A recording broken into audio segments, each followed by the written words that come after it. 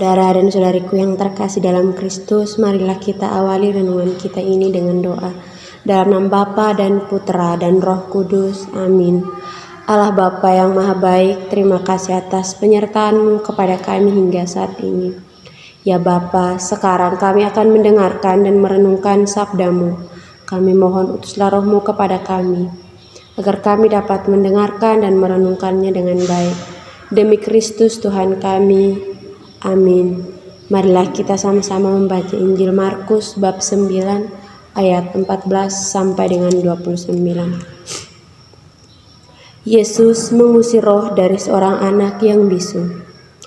Ketika Yesus, Petrus, Yakobus, dan Yohanes kembali pada murid-murid lain, mereka melihat orang banyak mengerumuni murid-murid itu, dan beberapa ahli Taurat sedang mempersoalkan sesuatu dengan mereka. Pada waktu orang banyak itu melihat Yesus, tercenganglah mereka semua dan bergegas menyambut Dia. Lalu Yesus bertanya kepada mereka, "Apa yang kamu persoalkan dengan mereka?" Kata seorang dari orang banyak itu, "Guru, anakku ini kubawa kepadamu karena ia kerasukan roh yang membisukan dia.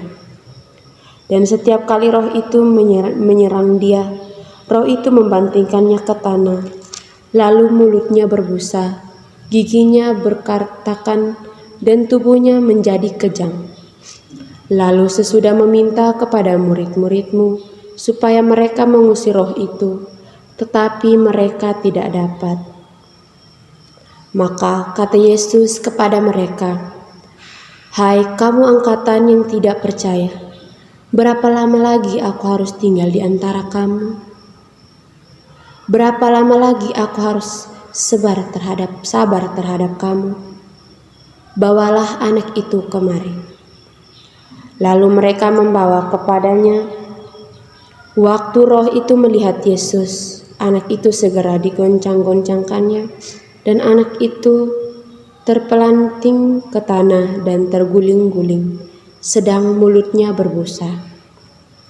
Lalu Yesus bertanya kepada ayah itu, 'Sudah berapa lama ia mengalami ini?' Jawabnya, 'Sejak masa kecilnya. Dan seringkali roh itu menyeret ke dalam api ataupun ke dalam air untuk membinasakannya. Sebab itu jika engkau dapat berbuat sesuatu, tolonglah kami dan kasihanilah kami.' Jawab Yesus, 'Katamu, jika engkau dapat.'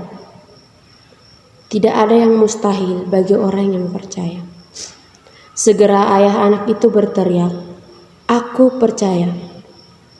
Tolonglah aku yang tidak percaya ini." Ketika Yesus melihat orang banyak makin datang berkerumun, Ia menegur roh jahat itu dengan keras, katanya, "Hai kau roh yang menyebabkan orang menjadi bisu dan tuli, aku memerintahkan engkau, keluarlah daripada anak ini dan jangan memasukinya lagi." Lalu keluarlah roh itu sambil berteriak dan menggoncang-goncang anak itu dengan hebatnya. Anak itu kelihatannya seperti orang mati, sehingga banyak orang yang berkata, "Ia sudah mati." Tetapi Yesus memegang tangan anak itu dan membangunkannya. Lalu ia bangkit berdiri. Ketika Yesus sudah di rumah dan murid-muridnya sendiri dengan Dia, bertanyalah mereka, "Mengapa kami tidak dapat mengusir roh itu?" Jawabnya kepada mereka, "Jenis ini tidak dapat diusir kecuali dengan berdoa." Demikianlah sabda Tuhan, terpujilah Kristus. Dari bacaan Injil tadi, saya akan membawa renungan dengan judul "Tak ada yang mustahil bagi orang yang percaya." Saudara dan saudariku yang terkasih dalam Kristus, dalam bacaan Injil hari ini, Yesus mau mengajarkan kepada kita tentang sebuah kepercayaan. Yesus berkata, "Hai kamu angkatan yang tidak percaya, berapa lama lagi aku harus tinggal di antara kamu? Berapa lama lagi aku harus sabar terhadap kamu?" Hal ini mengungkapkan kekecewaan hati Yesus kepada manusia. Yesus sering melakukan banyak mujizat dan selalu dekat dengan mereka, namun mereka tetap saja ragu dengan kepercayaan mereka. Saudara dan saudariku yang terkasih dalam Kristus, kita pun seringkali merasa ragu kepada Yesus. Seringkali kita berdoa kepadanya, namun karena keraguan hati kita, doa kita sulit untuk dikabulkan. Dalam bacaan Injil hari ini, Yesus berkata, "Tidak ada yang mustahil bagi orang yang percaya." Saudara dan saudariku yang terkasih, jangan goyah hatimu karena godaan setan atau godaan duniawi, tetapi yakinlah hatimu bahwa Yesus dapat membuat sesuatu hal yang sangat besar bagi orang yang percaya.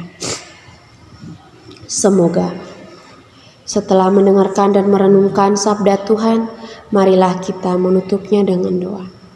Allah Bapa yang Maha Baik, terima kasih penyertaan-Mu kepada kami sepanjang renungan ini. Allah Bapa, semoga yang kami dengarkan dan kami renungkan dapat kami laksanakan dalam kehidupan kami. Demi Kristus Tuhan kami, amin. Dalam nama Bapa dan Putra dan Roh Kudus, amin.